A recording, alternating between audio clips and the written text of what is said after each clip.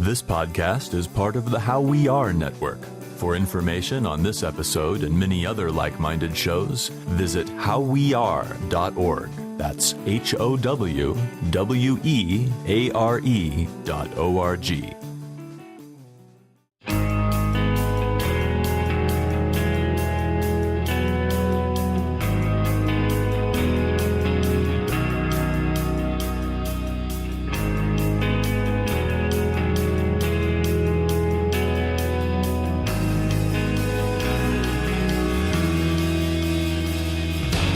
Welcome to another episode of 100 Words or Less, the podcast.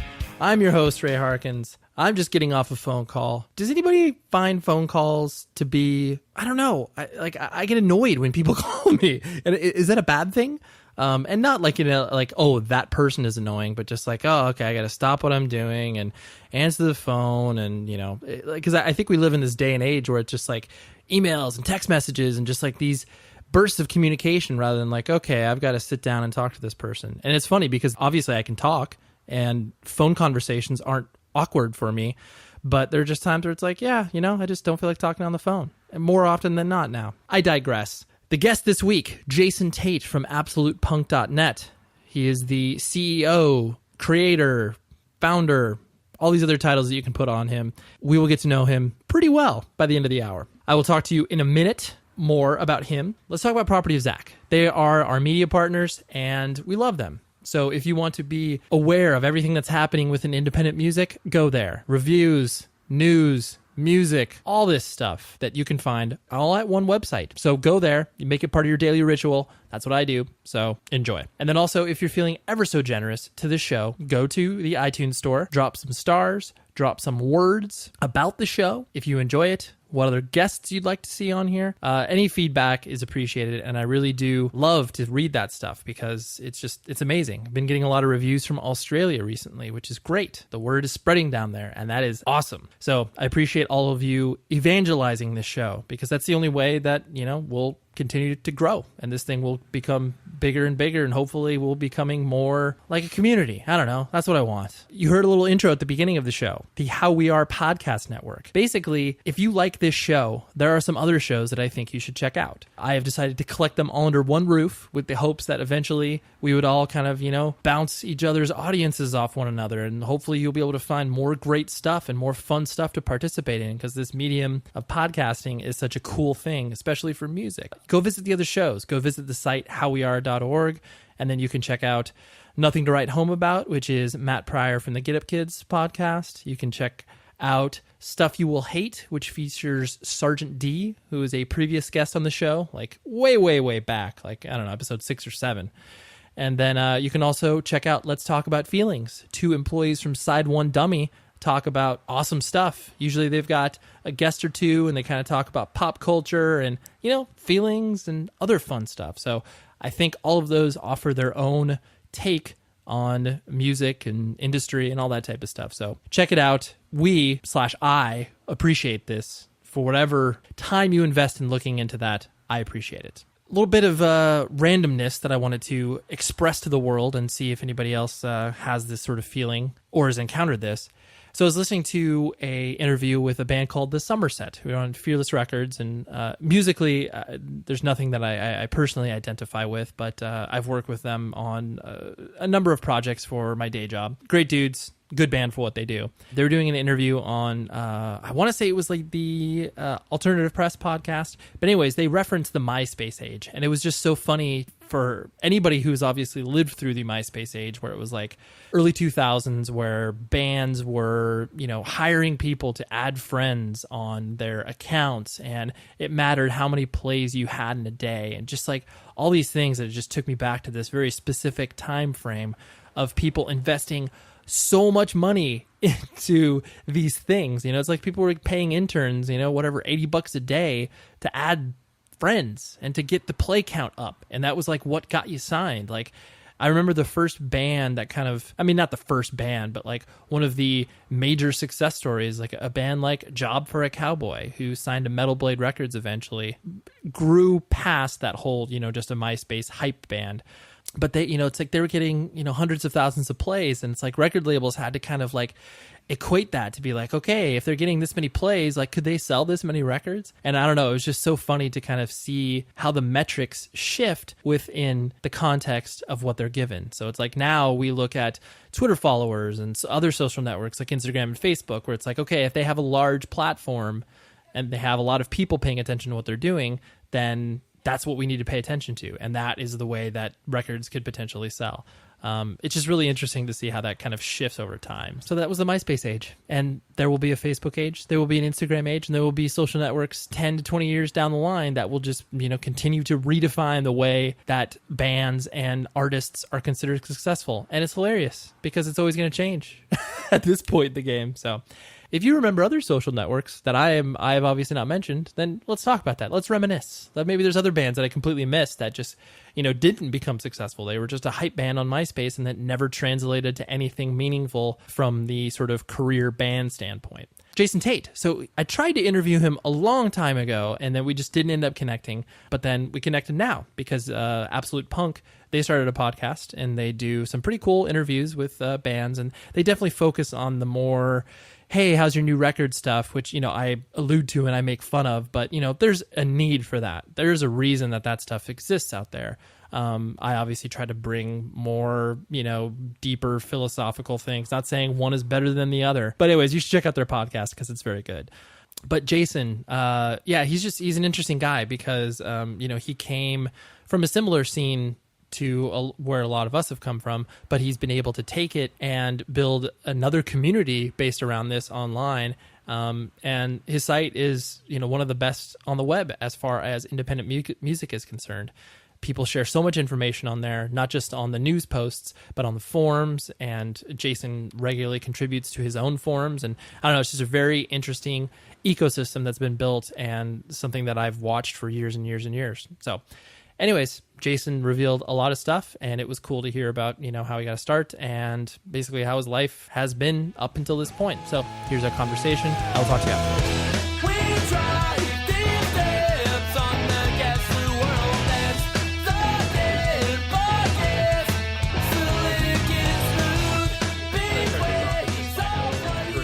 Introduction to what you kind of have done and your output and your creativeness, as it were. So for about 8 years or so, I worked at that label, Century Media Records. Okay. I was doing like A&R for them, and so it was around, I would say 2002, 2003. They just dropped this sub label, which I'm sure you probably tangentially remember, the Abacus Recordings imprint. Yep. So they were like, "Hey Ray, so you get to do that." I just show up to work one day and it was like, oh, Jesus. So anyways, I had become aware of your site just by obviously, being an active participant in music and seeing like where people were finding out their information. And it was one of those things where it's like when I first, and obviously the site has changed tremendously since 2002, 2003, it impressed me to see that it was obviously like a singular vision. Like you always made yourself as accessible as you possibly could, especially in those early days. And even so now, it was very rare to see that from a website where it's like, oh, hey, there's this one person that's kind of pushing this forward. I presume that was the intention kind of from the get-go, where it's like... Well, I mean, the way that I kind of tell the story about the whole thing is that back when I first started the website and I was really just kind of talking about Blink-182 and MXPX and some of those other bands like Slick Shoes, the Ataris, things like that, it never really occurred to me that that's what I was doing. It was just I wanted to talk about music and I didn't have another place to do it. Given a different time and a different place, like if I was 15 years old right now, there's Tumblr, there's Facebook, there's Twitter, there's a variety of other places I might have turned to. But at the time that didn't exist. And I wanted to talk about music. None of my friends really liked talking about music. In high school, I couldn't go to like a group of like people and be like, dude, I checked out this new band. They're amazing. So with the internet, I could. And that was kind of what happened. Like I started with that and then it just kind of built and built and built. And I liked the idea of being able to put stuff out there and be able to like talk about something. And if I heard about a new band and I was really passionate about a new band, I wanted to talk about it. And it just kind of snowballed from there. I think that's, like I said, that's what kind of, I guess, grabbed me, for lack of a better term, where it's like, okay, this is different than sort of just simply a news aggregator. There are sites that do that, and there's obviously a need for that, but when you're able to inject personality behind it, it was like, oh, okay, I see where you're coming from. Yeah, the voice of the site and the voice of our community is always something that's been important to me, and that's something that I definitely encourage in all of our staff as well, is not to just be a regurgitator of press releases, that it's okay to have opinions, it's okay to express those opinions, and it's okay to have a personality. And I think that gives, a voice to a website, that's important, and people want to come back to that. And you can kind of get the vanilla news a variety of different places, but you can't get the community and you can't get that personality many other places. Yeah. So I'm gonna back it up. Born and raised. I don't know where you were born and or raised. I was born in Denver, Colorado. Okay. But was only there for about 3 years. And then my dad was from Colorado. My mother was from Portland, Oregon. And that's where she spent most of her life. And so when I was about 3, they moved back to Portland. My dad got a new job and my mom wanted to be closer to her family. And so I spent pretty much my entire life up till 18 here in Oregon. And a little tiny small suburb called Tualatin. Then at 18, I went to school in Southern California at the University of Redlands because I wanted to get the fuck out of out of Portland and Southern California. Right. And then I was there for 4 years and then spent another year living down there. And then once I realized that was super expensive, I kind of decided that I wanted to be back where I grew up. So I moved back to Portland at that time. So that's where I'm at now. Got it. And so what was your family structure like? Did you have brothers and sisters? And what were your parents doing at the time for a living as you were growing up? Yeah, my dad's job's actually a little bit interesting. He's a nuts and bolts salesman, so he sells fasteners. Amazing. So it's like completely opposite of basically anything that right. I've done. Yeah, so he sells. He's the general manager for a nuts and bolts company here in Portland, where he, just sells, for big projects. If there's going to be construction and a new building's going up, odds are he's the one that like helped put together the package to sell those like nuts and bolts. And my mom was a stay-at-home mom, and she raised me and my sister, who's 5 years younger than me. Basically from, I want to say when I was like 5 or 6 is when she quit her job and raised us. Got it. What was she doing prior to that? She was, oh man, I was young. Yeah. She was, I believe, working in like an engineering or accounting firm or something downtown, helping like run the office. And just recently, she actually now is basically running the town that I grew up in. She's not the mayor, but she's like I don't know what the exact words are, like assistant to the like mayor of the town. So she basically runs Durham, where I grew up. Oh, wow. That's cool. Yeah. It's so funny because I get, in the way that you were describing your father's job, I totally get this image of a dude with a briefcase, just like opening his briefcase and having a bunch of nuts and bolts to choose from. Like, it's such an awesome picture that it's like, that is a throwback to that generation of that's what people did for work.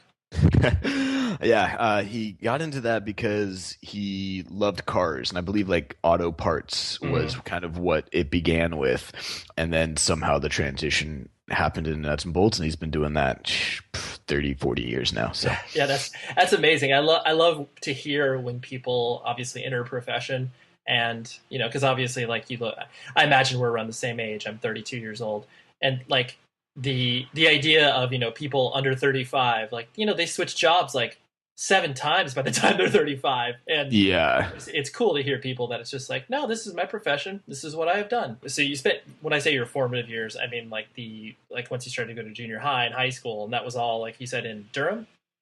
Yeah, Durham, it's a subsidiary of like Portland, so it's kind of like Portland's the big city in Oregon, and then Tualatin, Tigard, Durham are kind of tiny little places right outside, but nobody ever really has heard of Durham because I pretty sure you can drive through it in about 30 seconds. It's it's like two neighborhoods Okay. that kind of broke off from the Tualatin Tigard area, and we're like, no, no, no, we're our own city, and we're kind of just like two neighborhoods. Wow. So what's the actual population of Durham? Oh, honestly, I do not know. Yeah.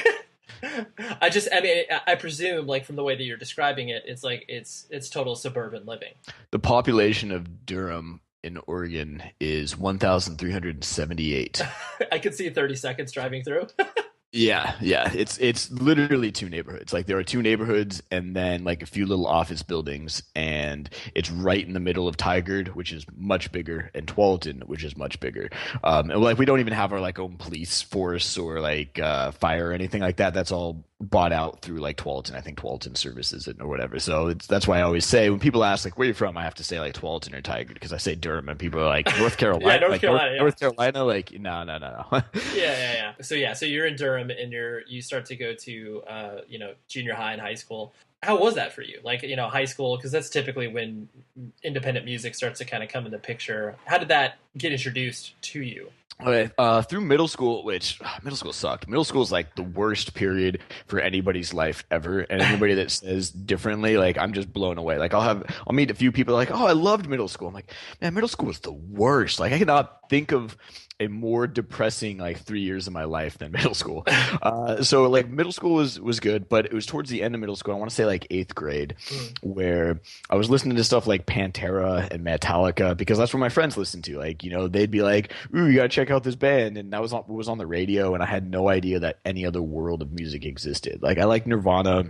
Silverchair, stuff like that through middle school, just because that's what my friends were listening to, and I thought it was cool to like what my friends liked. And then towards the end of eighth grade, a friend of mine, just by happenstance, left his CD collection over at my house, and I had nothing to do on some Saturday night. I was like, whatever, I'm gonna go through and like listen to everything that's in this CD binder.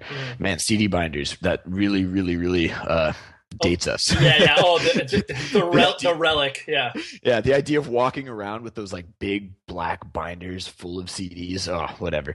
Anyway, so he left that over at my place, and I started looking through CDs, and that was when I found Blink-182's Dude Ranch, and that was like my first introduction to like pop punk, something not like Metallica or whatever was being played on the radio at the time. Yeah. And that was like the first time that I heard anything like that, and that just blew my mind. Like, holy shit, what is this? Like, this sounds like kids talking about stuff that I'm going through, and like life and girls and just relationships and angst, and you're a little teenager and all angsty, and that just spoke to me on a level that music never had before, and that kind of opened up the world to trying to find more of that and like chasing that dragon of I need another band that hits me like that. Oh my God, what else is out there? And so that was kind of my introduction into music and into like trying to find new bands. Yeah. So I presume before that, like are your parents musically inclined at all?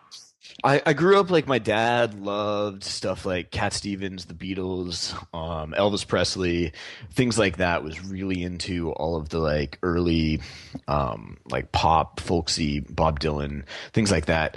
So he'd always be listening to that like on Sundays. Like I remember Sunday mornings, like waking up, he'd usually be making like eggs and bacon and something like that in the kitchen, and then have like an old vinyl on of like the Beatles or the Beach Boys, Simon and Garfunkel, things like that. So that was kind of like my introduction in that sense. But at the time, like now I've grown to love all of that. But at the time, it's like that's your parents' music, so you just kind of you're like whatever. Like I don't like that, turn your nose up to it. And my mom was.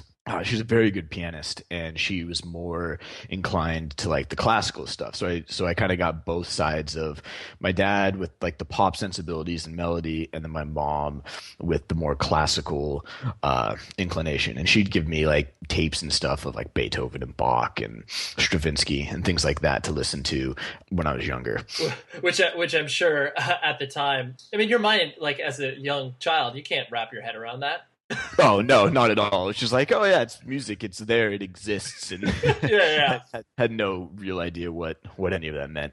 I know that. I do find that interesting, that idea that you have to be of a certain age in order to understand certain pieces of music. Like a random extreme example is like I remember listening to Neurosis when I was like 15 years old, and I was like, dude, I don't understand this. This is scary as shit. But then listening to it when you're 18, I'm like, oh, I get it. But it's like 3 years makes all the difference. And like just those, you have to hit those perfect times in your life. Yeah, and it happens with a lot of different bands. I mean, even bands that we're talking about now, where it comes at a certain time in your life. I mean, I've even found that certain things like the weather can dictate whether or not I like a band, or if it works right now, the time of the year, where you're at personally. Like, there's so many different things that play into that. I mean, we have a giant circle of influence, and how that impacts all of our decisions, including our like musical opinions. Yeah, no, for sure. It's just it's like. And then because of that, you're just like, how am I, like, how can I still be like, you know, yourself? And I mean, I would completely agree with you. Like Blink 182 still, I mean, you know, I still have Blink Cheshire Cat on tape. Like I could sell that on I could sell that on eBay, but I'm never going to do that. The fact that we can be, you know, in our early 30s, but still admitting the fact that we like this band because it was important. And like so many people, you know, I think as they grow up, they kind of shy away from that idea because it's like they're supposed to have left those, you know, those juvenile bands back in that, you know, in that era of their life. And I just, that definitely irks me. Yeah, I mean, there's so many memories tied to all of those things that there's some music that I'll listen to every once in a while that I used to listen to back in the day. I'm like, oh, this just doesn't hold up that well. But yeah. I'm really like, I'm not the kind of person that's ever going to say like, oh, I wish I didn't listen to it, or like deny that I ever did. It's like, no, I listened to Mest at one point. And right. I tried to listen to Mest a few months ago. And it's like, oh, I can't get through this. But then there's other stuff like Blink-182, MXPX, Slick Shoes, you know, the Ataris, Sick of Change, like bands like that, Rufio, even like that I can still listen to, and I still enjoy, and it brings back so many different memories and so many like times with friends hanging out and everything that's tied to that, like the good and the bad. And you know, I wouldn't even call any of that like guilty pleasure music. That is full on music that I enjoy and like to listen to and unashamedly admit to. And I think that's the way most people should be. But you know, some people just they feel afraid to do that because of, you know, their age or, like you said, set of circumstances. But what was so traumatic about junior high that makes you speak so negatively about that experience?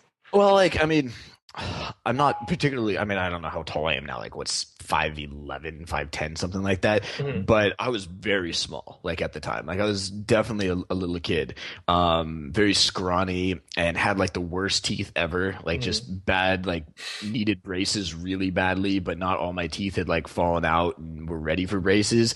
So it was just, I mean, middle school is that time where everybody gets picked on. And if you're not getting picked on, like that moment that you're not getting picked on, you're trying to like push the aura of the cliques like on other people so that you don't get picked on, because it's just like it doesn't matter who you are or what's going on. It just feels like everybody's there with knives. Yeah. It's just that whole like idea of like every day you're going to school and you're like, oh, hey, someone's going to pick on me today. Like, well, what's going to happen? And everybody's, you know, bigger and trying to fit in on their. So I never have held anything against anybody, because everybody's at the same stage of like, how do I not get picked on? Well, maybe if I'm like the bigger person that makes fun of that kid over there, that the scrawny little guy, then everyone's going to laugh at him and not me. So I get it. Like I get the dynamics of middle school, but at the same time, like that shit's hard. I mean, that stuff sucks. Like, yeah.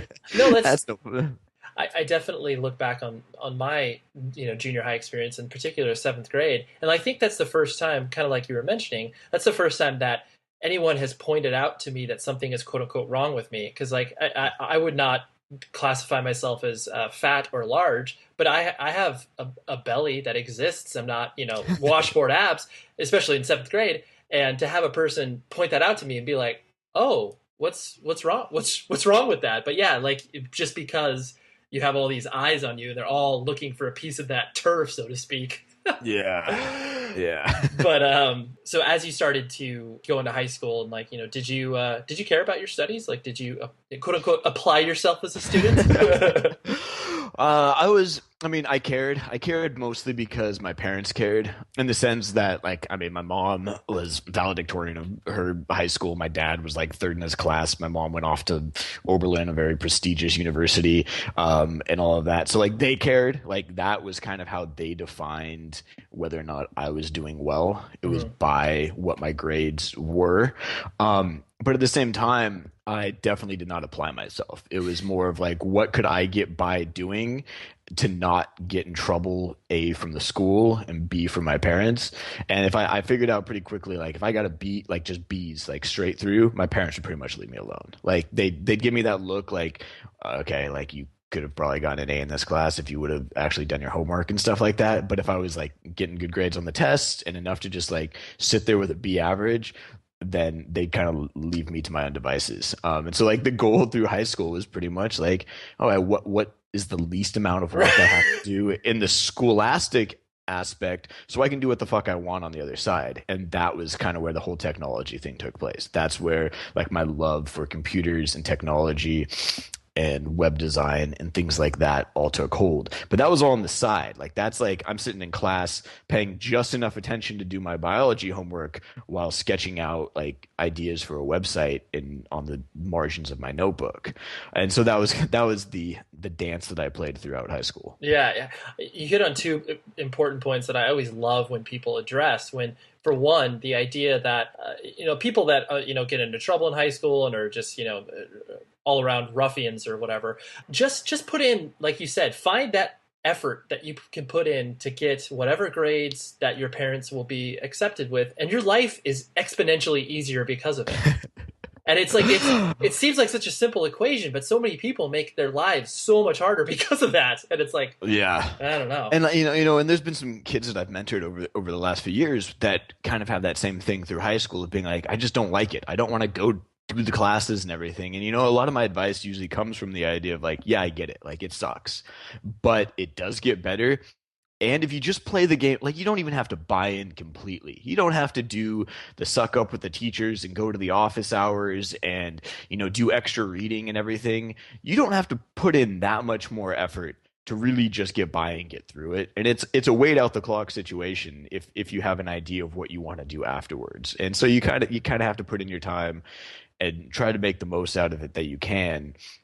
But it doesn't have to be prison. And the second point in regards to, obviously what, like you said, once you started to develop a love for technology and then you started to use those passions to be able to do something, quote unquote, extracurricular that fed into your passion. Like, the idea that you have to wait, like you said, this prison sentence of getting out of high school to start your life is that's such an archaic way of thinking. And it's like, you just want to encourage kids, like, you can start your shit now. Like, do it now. Exactly.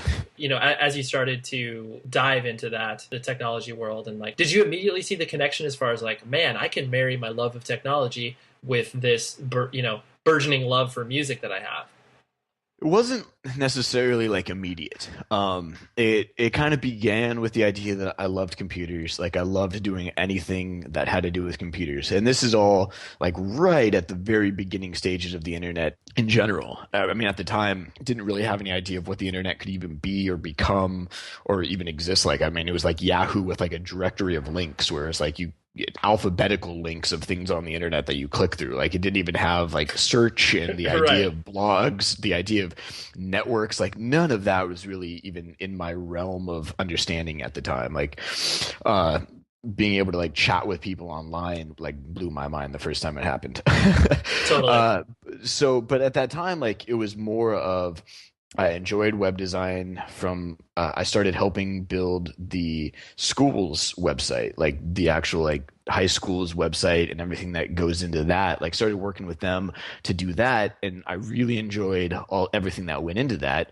And then when I started wanting to like kind of hone those school skills, and at some point maybe I had the idea of like, oh, maybe I could be like a web designer. Maybe that's a job someday. So I started like trying to hone those skills by like building stuff. And the best way to do that was to like build my own kind of website. And so like at the time it was like, well, what do I like? Like, I'm just going to start playing around and put something together. And that was kind of what then married those two together. Never with any intention of it being like, this is going to be my career for the next 15 years. Like, Oh, yeah.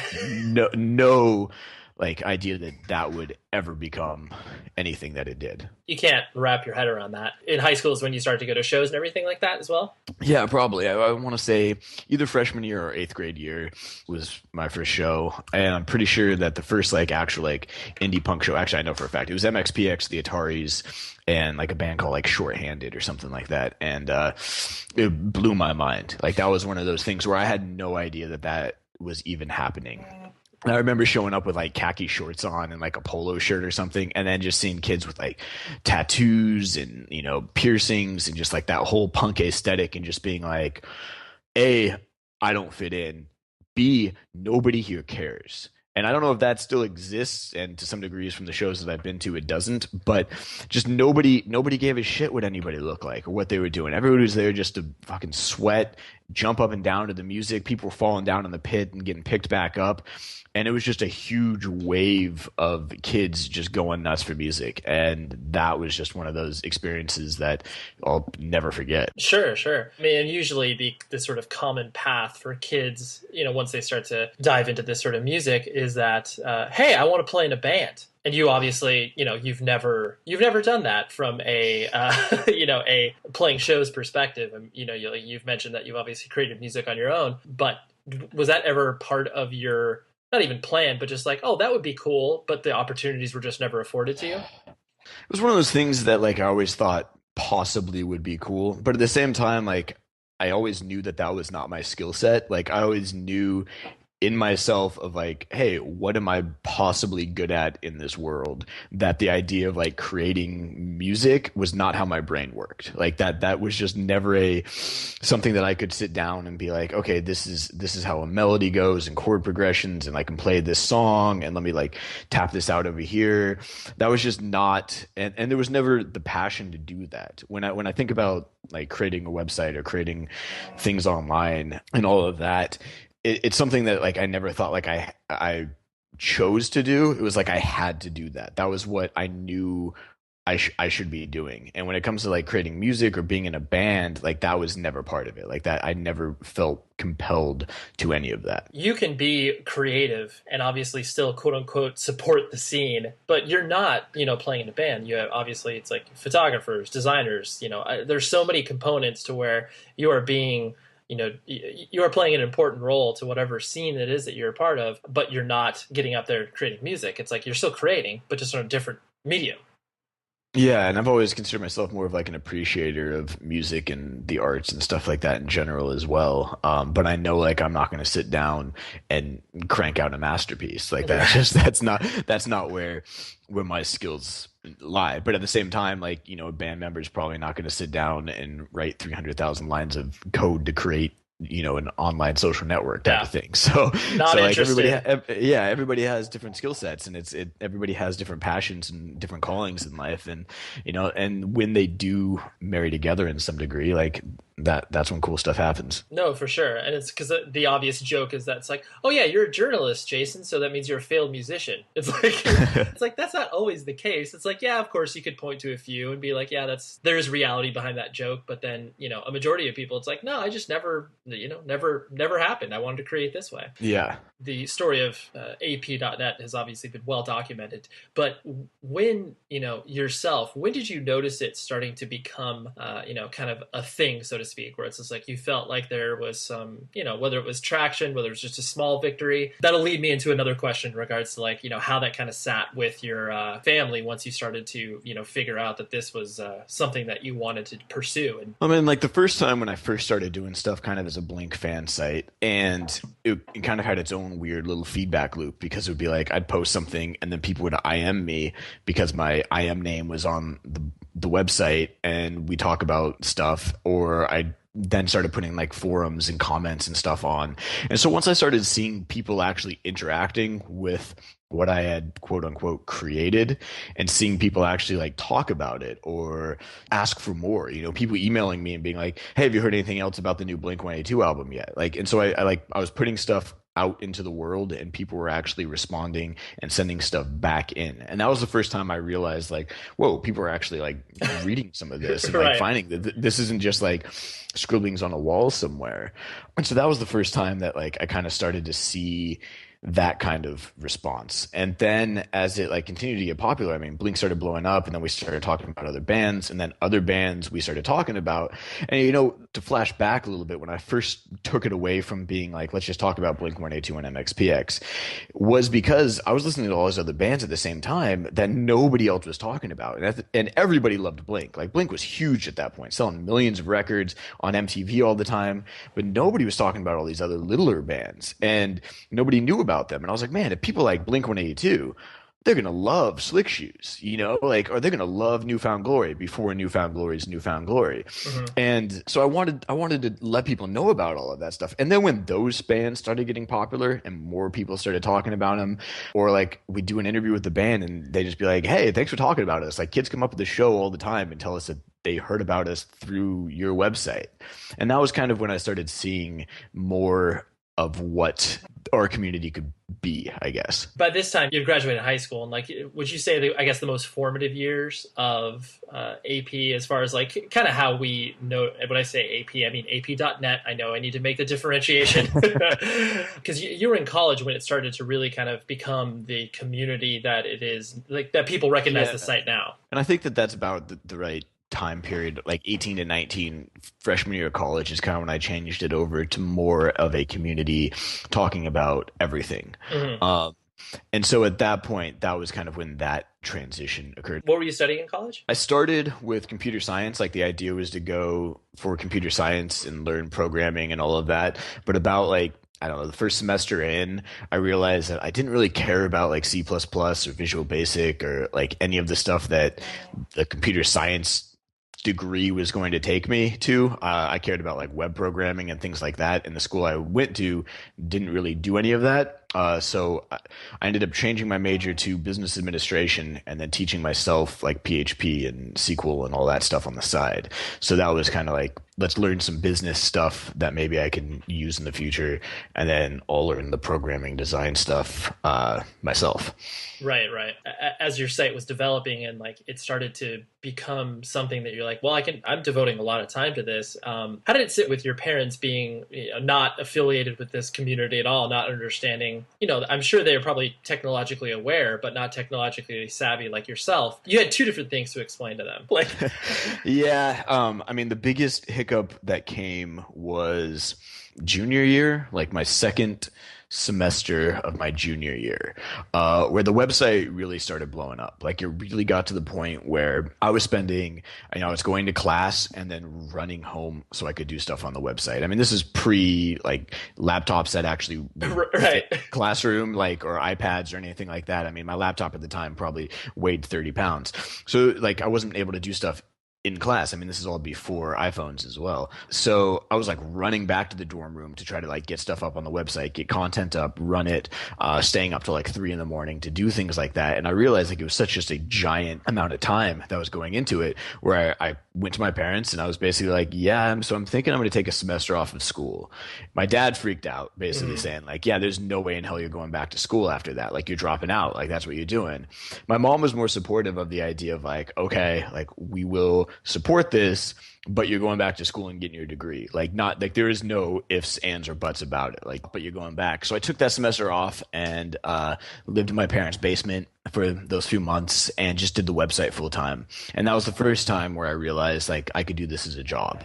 And I think that at that point, my parents also started to see the idea of, like, it is possible to do this and make money. This could be a career. And then I went back, finished my last year of school, crammed a year and a half into 1 year of schooling, and graduated. And then immediately like turned to this as a career, as a job. Like, this was then, and that was kind of when they finally were like, okay, I think he possibly might be onto something here. Was that insanely difficult for you to, because the common, like you were saying, your parents were like, oh, there's no way you're going to go back, or your dad specifically. Was that so hard to pivot back into school, to be like, all right, dude, can't wait to do this again? It wasn't necessarily difficult because like, I mean, I figured out the way to make it all work. And it just meant that I didn't do a lot of the same things that other college kids were doing. So on Thursday and Friday night, when everybody's going out partying constantly, I was in working on the website, and Yeah. it just became like part of my life, and like my roommates and everybody knew that that's what was going on, and I just had to figure out the way to get my schoolwork done in some way that I could graduate and then use every other waking moment on the website. Yeah. And once I kind of figured that out and figured out the best way for like time management and productivity, and yeah, at times like school suffered a little bit, and I maybe was not as prepared as I should have been for like some finals, but it all kind of worked out its way in the end. Right.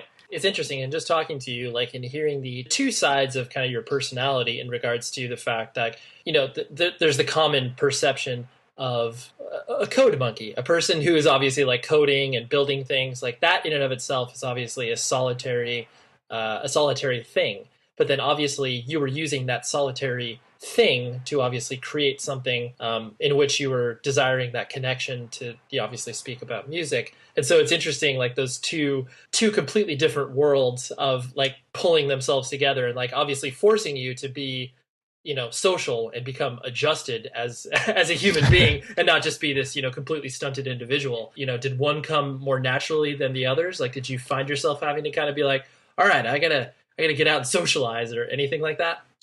Like out and socialize like on the internet, or out and socialize like in person with other people? Yeah. Like, I mean, because obviously I think it came second nature with you to, socialize with people online. But yeah, to kind of, in real life, so to speak. Yeah, in real life, like I guess when it comes to that, like I've always considered a core group of people, like my really close friends. As I said, I grew up in a town with two neighborhoods, and my closest like five friends lived a block away from me and lived in that other neighborhood. And I've known them since I was probably in kindergarten. And one of my close friends now lives like 3 blocks away from me downtown. Same guy. And some of the other ones are scattered out throughout the country and stuff, but we still keep in relatively close contact. So I've always considered like a core group of like 5 people, roughly, my closest friends, as well as my sister. And so with that, like that was the group that I kind of grew up with and would go out and do stuff with. And I've never had any problem like going out and like meeting people or enjoying socializing and enjoying talking to people and having that kind of interaction.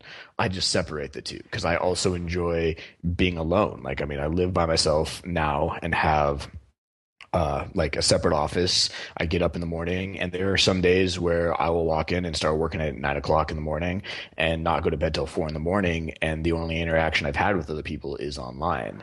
I enjoy that as well. And, after 3 or 4 days, it's like, okay, I need to get the fuck out of the house. Yeah, right. But, there is a part of me that likes that quiet or that time just alone to listen to music and just to kind of be lost in my own thoughts. Like that's relaxing to me. And I don't know if that's from a childhood environment growing up with like a sister and pets and parents and everything, and that was kind of my escape to get downstairs, put on headphones and stare at a computer screen.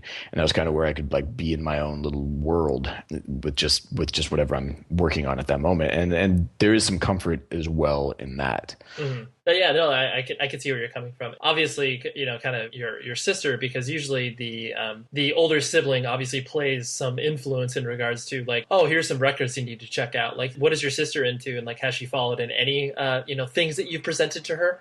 Yeah, definitely. I mean, my sister's brilliant. My sister is one of the smartest people I know in the world. She's hilarious. And if you follow her on Twitter or even on Facebook or whatever, she's absolutely one of the funniest, most witty people I know. I mean, she recently just wrote on like her blog. She was talking about how she was introduced to music through the fact that I would play it way too loud in the basement and she'd hear it. Mm-hmm. And so like that was kind of her introduction to all of that, was me listening to music, and she to hear it, overhear stuff, and then come in and ask what I was listening to, and then borrow the CDs and make herself little mixed CDs and things like that.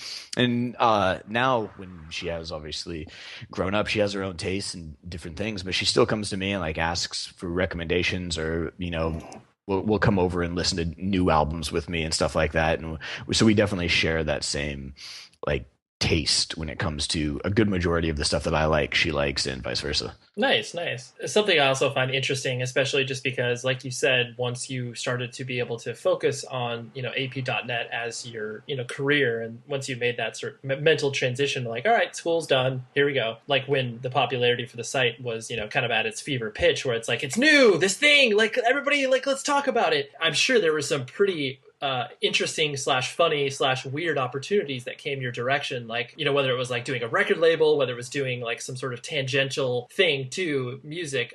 What were some of those things that came across that either you ended up pursuing or were just kind of like, oh wow, there's no way that I would ever do this, not because it's just dumb, but just because like, oh, this is not me, this would take the focus off what I'm passionate about? Yeah, quite a few different things. I mean, when I look back over the course of everything, one of my favorite things about the website is, I mean, for all the times that there have been mistakes, we've definitely stayed focused to what we are. And I mean, it went everywhere from, when we were talking about bands that were blowing up and stuff, I mean, I had Atlantic Records call me and offer me a job, like flat out, just be like, quit the website and come do A&R for us. Like, just come do it. And I didn't want to do that. Like, that was not what I was interested in. And I didn't want to just sit around and be involved in an industry that I did not think was going to exist for much longer, And it was like, you guys are so far behind in everything that music is. Like, you're not going to exist in like 4 years. This is like,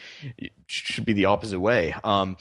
And so we had like that. We had definitely like a bunch of other labels come to us and ask about like imprint labels, merch. I've had bands want me to be involved in like managing them or, putting other stuff together when it comes to licensing records, swag and things like that.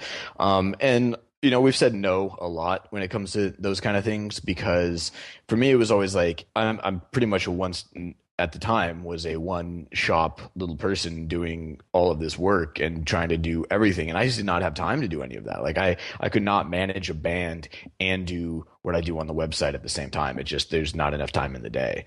I didn't want to divide my focus in that way. I didn't want to try to do 3 different things okay when I thought I could do one thing really well. And that was kind of how I've looked at things every time something like that comes up. It's like, okay, am I going to half-ass 2 things, or can I do one of these pretty damn good? Right. And as long as I keep answering it with I can do one of these pretty damn good, I've continued to do that. Yeah, no, that's a very good train of thought, because I definitely think, especially when you become involved in independent music over, like 5 to 6 years, I think that's kind of the sweet spot where it's like, okay, if you've done this for this long, whether it's like working a label, being a band, like, you're kind of in it for a long time. But I think it's very symptomatic of this scene to like 500 different things. And I mean, I'm the first person to, not be able to throw any stones at people like that, because I'm at 75% capacity of most of the stuff I do, just because I spread myself so thin. But it's like, it's so tempting to just keep doing stuff because you're like, man, this is awesome. This is fun. Like, but it's cool that you've been so focused on just like, no, I can't divert from the core product that I'm doing because I want to make sure the quality doesn't suffer. Something I also find interesting in the way that you, since you've been so open since day one of, AP.NET, about, yourself, what you're into, your own personal life. And obviously, like, a few years ago, like, cause was it late 2000s when you went through a divorce yourself? It was 2 years ago, 2013 now. Yes. It was last year. Now it's 2012. Okay. Sorry. Yeah. Mixing up the dates. But so there, and you obviously shared your thoughts on that and how it was a difficult I mean, no divorce is easy. No divorce is awesome. Like my parents were divorced when I was about 3 or 4. And it's like, yeah, it's a lot of people go through it. Is there a constant struggle from your own perspective to be able to decipher what you feel like you should share, could share, shouldn't share? I mean, at this point in time, I've been writing in some degree online since I was 15. Like Right. And I'm not sure how much of that still exists or how much you could find. And there's so much bullshit and stuff that, I mean, my opinions when I'm 15, flat out wrong in so many different ways on different things, not only life, but the shit that you just writing about and you think bullshit. And now 15 years later, like I've realized that, I put myself out there in all kinds of ways and I write how I feel now, and if that changes in the future, I'm willing to step back and say, you know what, like I felt this when I was 15 or 20, 25. I don't feel that way anymore. Like my opinions changed and this is why, or my feelings on this subject have changed and this is why. And for me, it's always just been kind of an instinct and a gut thing to be like, what am I going to write about and what am I not going to write about? What am I going to say and not say? And my only real qualification with any of that is like, if I'm going to put something out there and I'm going to put like my name on it and sign it, is that it has to be real. Like it has to be true and honest. I'm not going to like bullshit anybody. And, going through divorce and going through, a couple years that was pretty shitty in my life and going through some personal stuff, like I have no problem saying like, yeah, like, this happened. It's not something that I want to like hide behind. And, like, as you said, marriages don't work, relationships don't work. And I don't consider that necessarily like a failing. Like it's just that it didn't work. Like, and two people did not work as a couple, and that's fine. So I never had like a qualm with being like, shit, people are gonna find out about this, because it was like, whatever, like that happens. And 90% of the population is mature enough to handle that with like dignity and class, and the 10% that aren't, I don't really give a fuck about.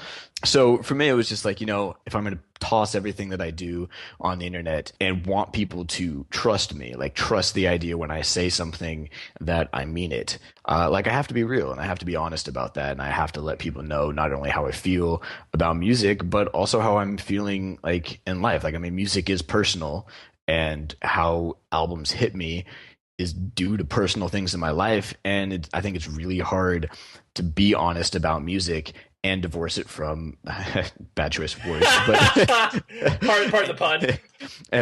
And divorce it from those personal feelings. Like that's just not going to work very well. So like I've had no problem like when I write about music or when I write about personal things, being honest. Because you received a lot of criticism in, I mean, you may know the years better than I do, but it's like, I just noticed like in, 2005, 2006, 2007, there was a lot of mudslinging towards you, whether it was like people, like you said, that 10% of people that were trying to attack you for whatever reason. Like, I can't cite any one thing because obviously it's faded so far in my memory, but I just remember reading so much stuff in regards to just like, AP.net is like a total, tabloid, they're like the Us Weekly, of the independent music culture. But I think that because the site and yourself have obviously been able to kind of move past all that sort of, junk being thrown at you, and you kind of staying true to the core of what the site is, that, that's why you can stand here and, like you said, be honest about your experiences and not receive as much criticism as you once did, because they're like, oh, well, this guy's here to stay. Yeah, not only that, but I mean, we still get some of that. I mean, the idea of, and I mean, from a macro level of looking at it, like I get the idea that a band that has gotten, say, good press on the website and they've released like a couple albums and everybody's talking about it and all anybody's saying about it is great things. Like, holy shit, this album's so good. This band's the next big thing. They're going to be giant. But not many bands do that forever. And not many bands are going to not have an album that maybe is not so great. And so, I mean, over the years, we've had those kind of situations where we really like a band, or the community as a whole really gets behind a band. And then they release an album that maybe we think is kind of a clunker. And they're expecting the same praise and like fawning reviews just because they have some sort of relationship with us, or because it happened in the past. And again, like for me, it's really about being honest. And if my favorite band in the world releases an album that I don't think is very good, I'm going to say I don't think it's very good, and then I'm disappointed about it. And if that leads that band to then thinking that we're horrible people, I guess so be it. I hope that at some point in their lives they look back and say that that's not what, we're not making personal judgments on you, we just didn't like that album. So we still get criticism in a lot of ways for that. Plus, I mean, we post stupid shit on the front page sometimes because we like stupid shit, like sometimes something cracks us up, or there's something about like, I don't know, some band that we just don't understand why they need to sell $300 pre-order packages with like fake punk stuff, I don't know. Yeah, so there's shit like that. And we have personalities, and not everybody's going to agree with that all the time, and that's fine. If people disagree, so be it. Like that at this point, I don't think there's anything anybody's going to be able to say about me personally or about us as a entity, if we're going to look at Absolute Punk as an entity, that I haven't heard before. And my skin's thick enough that it's probably not going to affect me much to begin with. Kind of hitting on that, like, I guess, when was the first thing that, popped up as in regards to, drama, mudslinging, whatever? Like, when was the first thing that popped up that, like, that affected you? Because, I mean, as much as, like, we'd all like to say we have thick skin, it's like, once you do, I distinctly remember, because I played bands for, a good 7 or 8 years, and reading some reviews and being kind of like, oh, fuck that guy. Like, that's my immediate response. But then you calm down. But you yourself, do you remember when you, like, that first thing started to, I guess, affect you? Oh, there's been a few things. I mean, I'd have to think a little bit to get the yeah. I know I'm putting you on the spot. Yeah. I know, like, when we did an interview with Midtown way back in the day, and that was like one of the first big interviews that we did, and it was right after they left Drive Thru Records to go to MCA Records, and they just trashed Drive Thru Records, like, just destroyed them. And we posted the interview, and I remember getting emails from the owners of Drive Thru Records, who were people that I'd had relationships with in the past, just destroying me, just calling me horrible names as a, like, 18, 19-year-old kid at the time who wasn't making any money from this. I'm just doing this thing out of my dorm room and had no idea if it was going to become a career or not, and possibly wanted someday, like, to maybe even work for one of these record labels or something like that. Like, I had no idea what I was doing with the rest of my life at that point. And at that point, like, some of that stuff hurt. Like, some of that was just like, man, I asked some questions and they answered them, and I typed them up and put them online. Like, I'm not a horrible person for doing that. Like, what the hell? And so there's been things like that, or there's been other times, I've read stuff that at times is just like, oh, hey, like, you're taking this way too personally, therefore attacking me personally about it. And it bothered me more 10 years ago, 5 years ago, maybe even, but it really, most of it just kind of skims off me at this point, just because I've read and seen my face photoshopped on anything imaginable, and I've, like, so it's like after you've crossed that, after that Rubicon's been crossed and you've seen your face on gay porn, there's not a whole lot that's probably gonna, like, turn your stomach anymore. Yeah, no, that's true. And I think ultimately a lot of that comes too with the fact that you're able to you're able to distance yourself emotionally, just because of, age, and you obviously have a clearer perspective about, the fact that you're writing about music, and it is emotional, but it's like, dude, it's just music. Like, just calm down for a second. And at the end of the day, like, if one of my closest friends came to me and said one of those things, that would hurt. Like, if somebody that knows me as a person, like, knocked on my door and was just like, you know what, like, you're doing some things I don't agree with, here's why X, Y, and Z, we would have a heart to talk, and that would, like, really affect me. But if a random avatar online, creates a fake account and is tweeting at me homophobic slurs, that doesn't really mean that much to me. Like, and if you can't take the time to actually try to, like, form a cohesive argument and, like, talk to me about something, like, I just don't think your opinion's worth listening to. No, that's a very healthy way of looking at it. And sort of to wrap things up, the the idea of, like, where you're going in the future as far as, like, what the site will, because not only yourself but obviously your staff continues to do things in order to make the content that you're producing relevant, interesting.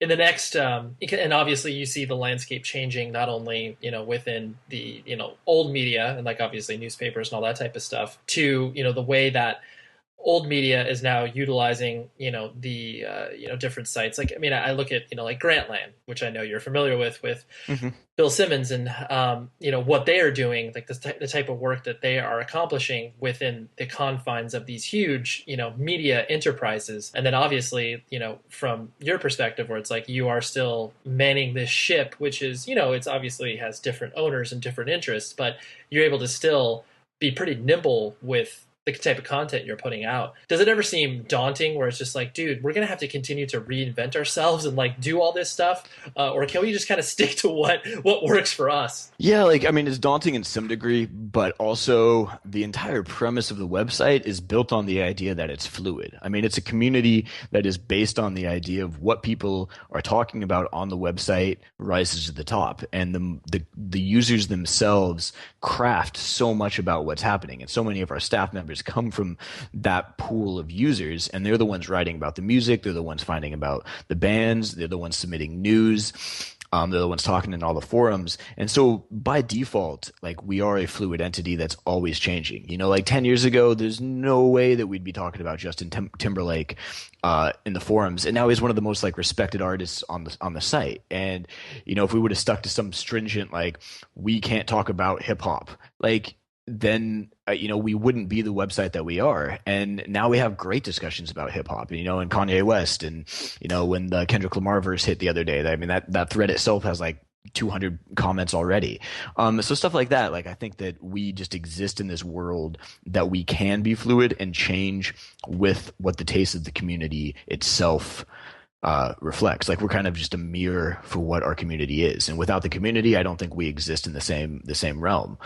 And we've already made it through like the Facebook, Tumblr era, and we still have good traffic. We still have a lot of really core, diehard users that come back every single day to talk on the forums and read.